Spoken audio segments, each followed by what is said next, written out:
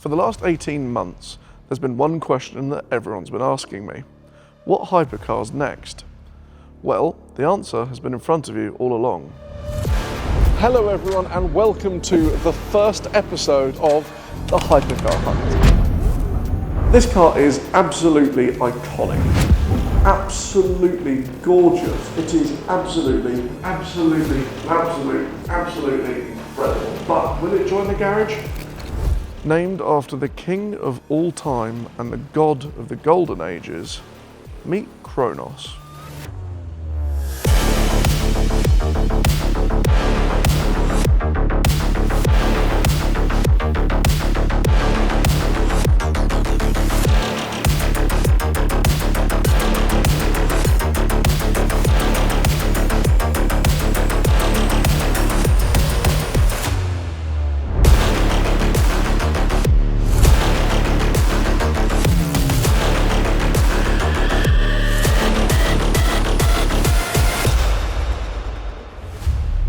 Ladies and gentlemen, welcome to our all-new Koenigsegg Jesko Absolut, nickname Kronos.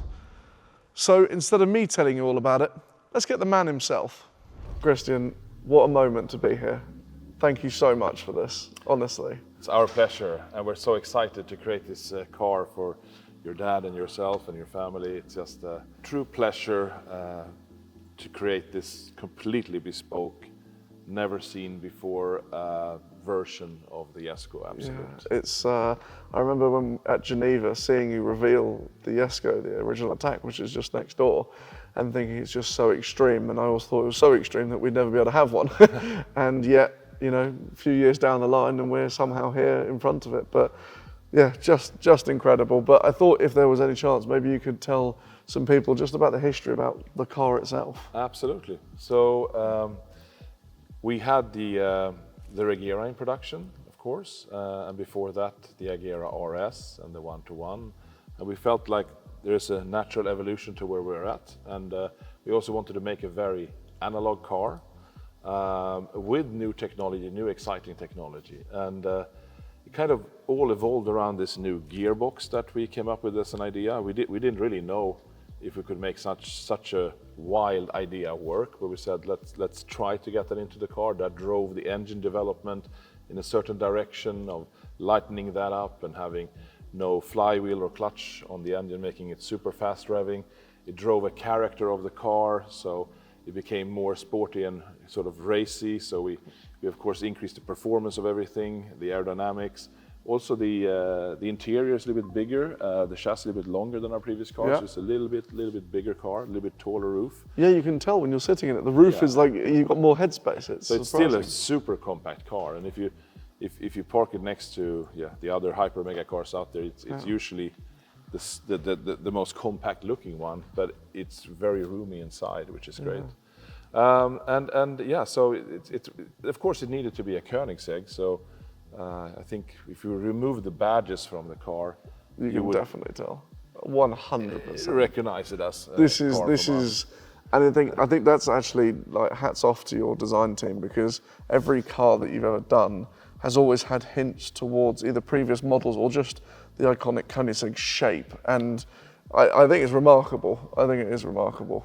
It's I mean the end result exceeds my expectations by quite a lot, because it's just so exciting to drive. Yeah. When you have this synaptic responding drivetrain, super stiff chassis, but compliant suspension, latest tire technology, latest aerodynamics, latest ergonomics, it just comes together to this viscerally, synaptically connected experience between you and the road and this just talkative, informative creature that's with you in the process. And I totally get what you mean by that, because the crazy thing is, and this literally just came to my head, the last time I was around an Absolut, we were filming a video, you and I, driving through Monterey in an Absolut, and you were telling me the same thing, and we were having a proper laugh about how crazy and how fizzy and exciting it is. I mean, I was fortunate enough yesterday, thank you very much for letting me drive one of the factory cars. And it's staggering how it's not just the revs, it's not just the feel, but it's like the whole synopsis of the car is just exciting whilst being refined. It's that mixture of wild and refined and talkative and communicative and controllable. I mean, this is a rear-wheel drive car, and what it can do in just standing still, straight line acceleration, all this for a rear-wheel drive car is insane. And then you have the comfort level, and then you take it to a track, and then you go beat track lap records, and then you take the roof off, put it with the luggage and everything, and you have nice creature comforts, not too loud. It has all of these different aspects that are so difficult to combine into one, and that's always what we strive for. That's the challenge we love. Like, how do we make this oxymoron, like have the cake and eat it, light, comfortable, talkative, exciting, sporty, mostly, of course, controllable is the most important part of this amount of power. Safe, exactly.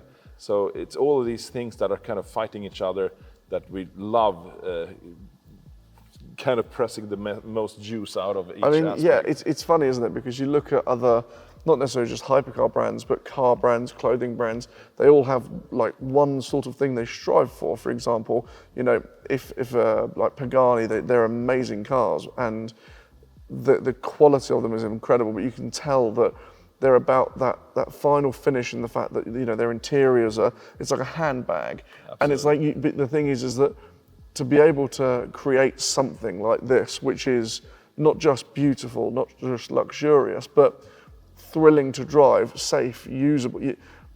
Only you could have gone, I want everything, and we're going to not stop until we get everything, and this is the result, and it's breathtaking. And then I got to name it after my father. I mean, he was instrumental in some of the early formative years. I started the company, I was kind of going down on my knees into my small workshop, and he came for 2-3 years to help. I had run out of money. He took a big portion of his savings, which was not a huge amount, and saved us for a couple of years and working hard. And now, then when he turned 80 years old, it was time to introduce this car. He's been retired since long, of course. Yeah, sure. And we could surprise him at the Geneva Motor Show to name the car after him. It was just incredible. I mean, it's and I think it's kind of that emotional aspect to the car for me, and what it can do just puts it in such a high position among the Koenigseggs. 100, and it's that's the thing. It's like this is your halo car sort of thing, and to name it after your father, you know, the Enzo Ferrari was named after the founder, and maybe there'll be a Christian, but you know, the Jesko is a hell of a thing. And then, of course, that was in 2019. We introduced the Attack version, which is more track focused, more downforce, not as elegant as this. And then we started kind of seeing the opportunity to make the Absolute version, because the car with all that downforce already had very low drag compared to the downforce. And then by extending the tail and modifying the aerodynamics, the dished wheels and everything, we got down to this incredibly low drag number. So this kind of high speed, more comfortable version with roof storable in the front, like traditional Koenigseggs, made a lot of sense. 100%. And of course, as everyone is always asking, top speed. Yeah, when you do the top speed, you do the top speed. And I can only iterate what I'm always saying. Yeah, absolutely. Tires. But we are getting somewhere with this. Yeah, it's good. We're getting somewhere with this, and we are into a high-speed testing regime at the moment. Excellent, exciting. But we don't have the final tires yet for it. Sure. But it's something we are continuously striving for. Absolutely. And someone waiting for something good never waits too long. No, but to be honest, now I have a vested interest, but I must admit, you know, I have complete faith, as everyone has complete faith. You know, you haven't built this not to set records, and of course it's already exactly record. Which is the crazy thing. And what is the current record for the car? So it has the 0 to 400 to 0 and 0 to 250 to 0 record, and I mean we did 0 to 400 in 18.7 seconds, something, if I remember correctly, which is like insane. No one else is under 20 seconds, and no one, and the one that is at 20, that's the Regera. Yeah, exactly. That had the record which this car beat, and everyone else is just miles away. So, and back down to 0 again in 27.8 seconds, I think it is. So, I just, and at no point did the Regera feel slow. No, I mean they're close to equally fast, of course. Yes, yeah, absolutely. And one uses 1 gear, and this uses 9 gears, and one is hybrid. So it's interesting how you come from completely different angles and kind of reach the same result, but their characters of the cars are completely different. And Regera is one of my absolute favorite cars to drive as well. Yeah. The character, and you know exactly Oh, what I'm talking 100%. Yeah, what it is. 100%. It's just completely different characters. And Yeah. it's so cool. It's not only a straight line monster. It's And I think corners great. I can understand why you'd want to iterate that, because I suppose by having a high downforce and a low downforce car, people just go, well, the low downforce car can't go around a bend, but it's not true. Oh, no. No, it's just not true. It's amazing. It's a little bit more softly sprung, of course. Yes, that was one of the reasons why we went for it, to be fair. And what that means also on a track, it gets very compliant. You really feel the limits even more clearly, and the slip is even more progressive. So Really? you can look more like a hero with the Absolute than the Attack. Yeah, I feel around like a track. drifting it maybe a few hundred miles after we've just taken delivery, but we'll see. And I must ask, it's probably a question I don't know if you've had often, but what's your favourite angle of the Absolute? Just if you had to stand back and look at it, what is the angle that you look at and go, I love it? I mean, I think the aerodynamic shape over the rear, how it's cut off in a very efficient way. Yeah. I mean, just this angle here, standing here, if you come here, It's just so out. I mean, what other car looked like that, right? And it's actually angry looking. It's quite. I feel like it'd be quite hard to design a car to look like it's angry with you, but you look at that and somehow it's like beautiful on the top and business on the bottom. Right, exactly. It's really, and the it's flow, mental. you can even see it better with these gold lines. The flow of the curves. It's just you see that it's aerodynamic. And I think it's like this dish, how deep it is, really makes it gives it like these shoulders, which it's just incredible. No, just incredible.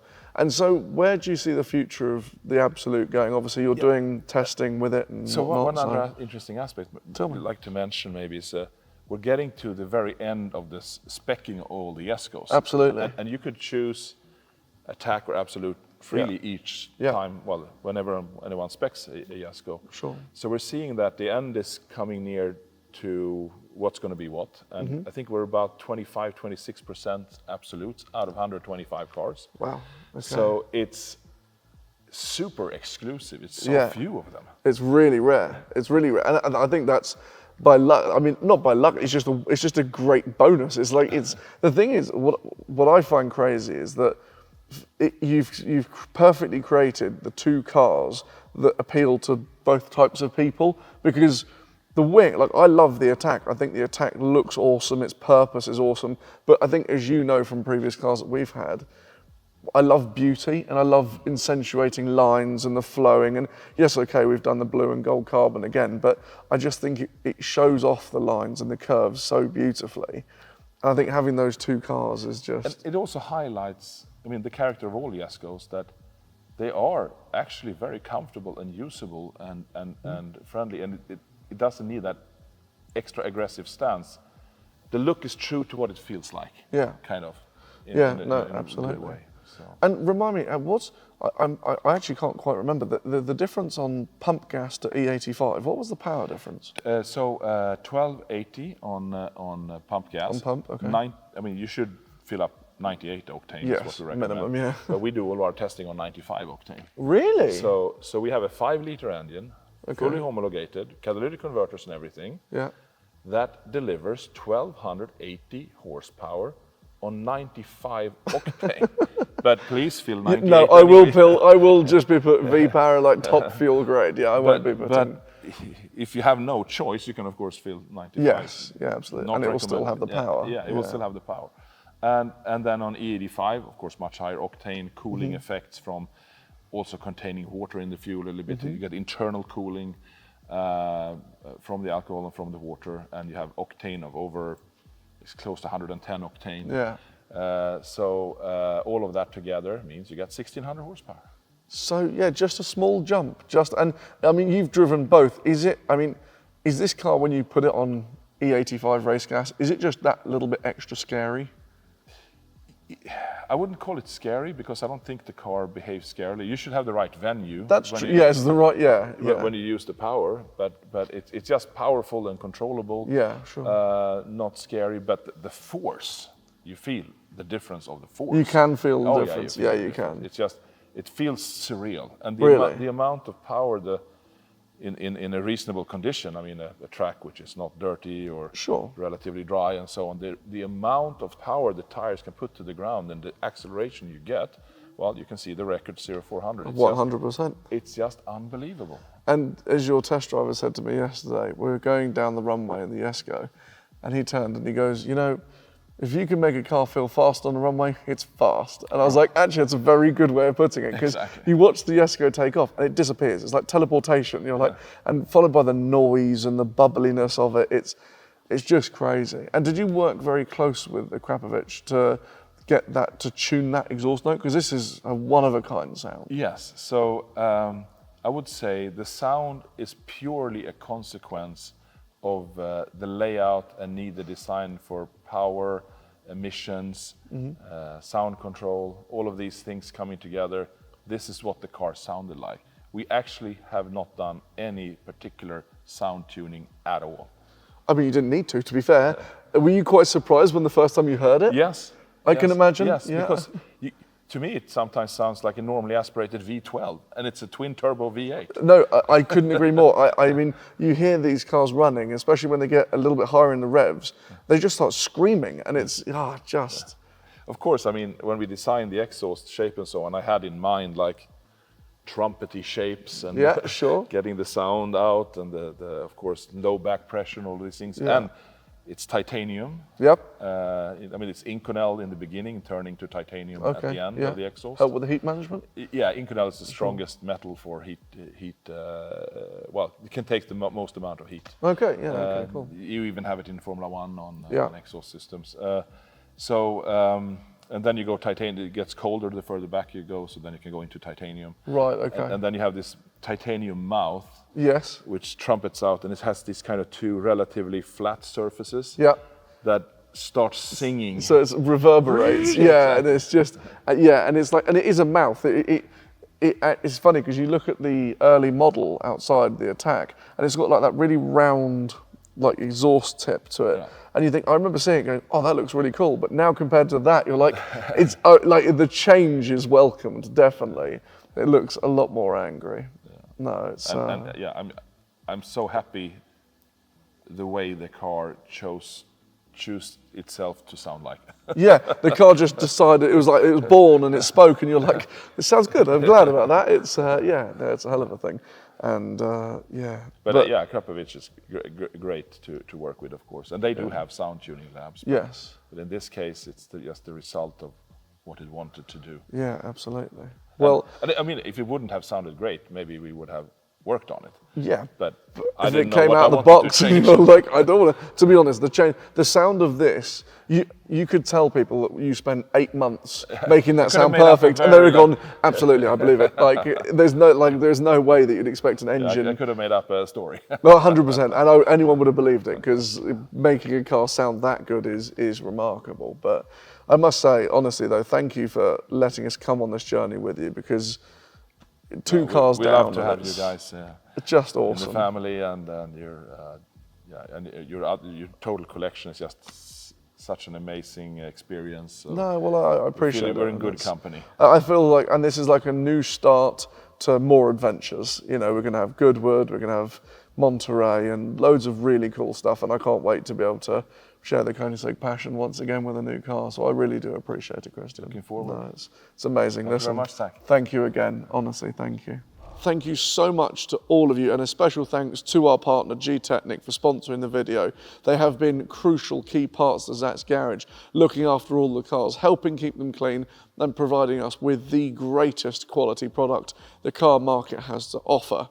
But thank you so much for watching. Please, please share this video. Let's get some traction. Let's get these views, and let's get Zach's garage to the place it should be, within the hands of car people, passionate people about cars, and let's take this on some serious adventures. Until next time, cheers.